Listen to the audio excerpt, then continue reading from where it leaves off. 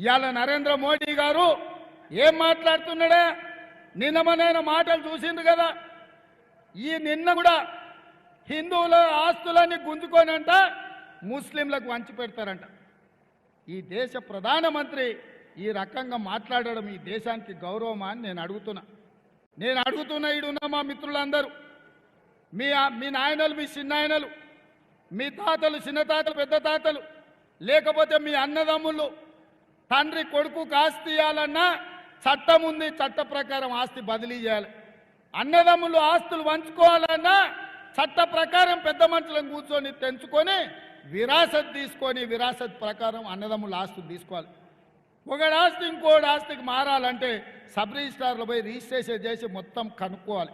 ఒకవేళ ఎవడన్నా దొంగ డాక్యుమెంట్లు వేసి కేటీఆర్ లాకటోళ్ళు చేసుకున్నా, మన మల్లన్న లాకటోళ్ళు ఏమన్నా భూమి గుంజుకున్నా పోలీస్ స్టేషన్లకు పిలిపించి ఈపులు వలగొట్టి మళ్ళీ ఏమైనా ఆస్తి వానికిస్తారు. ఇంత చట్టబద్ధత ఈ దేశంలో ఉంది. మరి ఎట్లా హిందువుల ఆస్తులు గుంజుకొని ముస్లింలకు వంచి పెడతారని ఈ దేశ ప్రధానమంత్రి అంటాడు.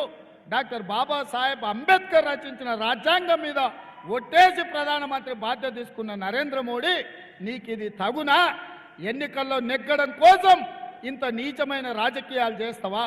మతాల మధ్యలో చిచ్చుపెట్టి, ప్రాంతాల మధ్యలో చిచ్చుపెట్టి, భాషల మధ్యలో చిచ్చుపెట్టి ఈ దేశాన్ని సర్వనాశనం చేసి భారతీయ జనతా పార్టీ గెలవాలంటుంటే కమ్యూనిస్టునని చెప్పుకునే ఈటెల రాజేందర్ ఎక్కడ తలకాయ పెట్టుకుంటావని నేను అడుగుతున్నా.